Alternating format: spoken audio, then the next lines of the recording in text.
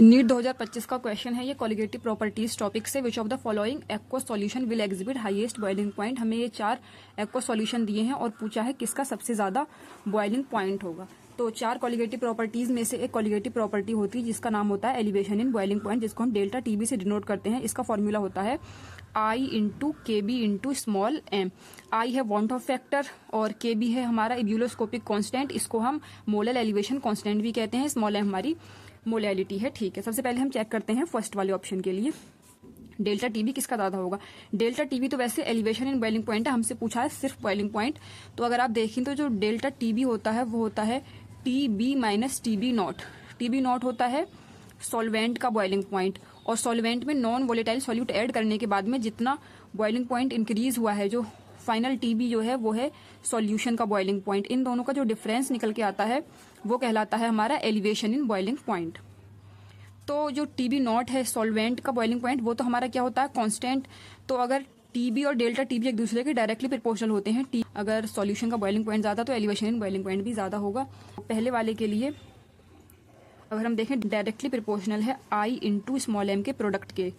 Small M क्या है हमारी मोलैलिटी है, के भी तो कांस्टेंट है, और जो स्मॉल एम है वो हम कंसीडर करके चलेंगे कैपिटल एम के बराबर ही है, क्योंकि क्वेश्चन में हमें मोलैरिटी दिया है। यहाँ पे मोलैलिटी होता तो हम मान के चलेंगे मोलैलिटी और मोलैरिटी दोनों सेम है।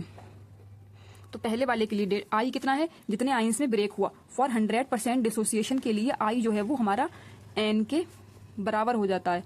आई जो है वो एन के बराबर हो जाता है, एन जितने आयंस में ब्रेक हुआ हो। तो एन कितने, के प्लस NO3 माइनस 2 आयंस है, तो आई भी कितना हो गया 2 हो गया। और मोलैरिटी कितनी है 0.01 है, तो पहले वाले के लिए आ गया हमारा 0.02। अब सबके लिए चेक करते हैं कि किसके लिए ज्यादा है।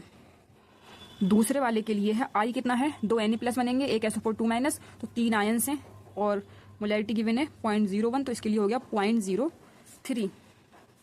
तीसरे वाले के लिए डेल्टा टीबी होगा आई कितना है, देखो ये एक नॉन इलेक्ट्रोलाइट सॉल्यूट है, और नॉन इलेक्ट्रोलाइट सॉल्यूट के लिए आई 1 होता है, तो हमारा आई 1 है, और इंटू 0.015, तो इसके लिए है 0.015।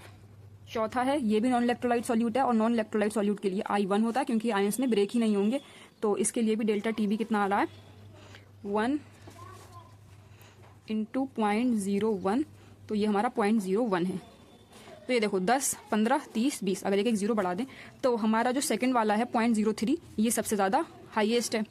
तो मतलब इसका जो है एलिवेशन इन बॉइलिंग पॉइंट भी ज्यादा होगा और इसका बॉइलिंग पॉइंट भी सबसे ज्यादा होगा। तो second option is correct answer for this question. अगर ये क्वेश्चन समझ आया हो तो इस वीडियो को लाइक करना and subscribe for more question practice.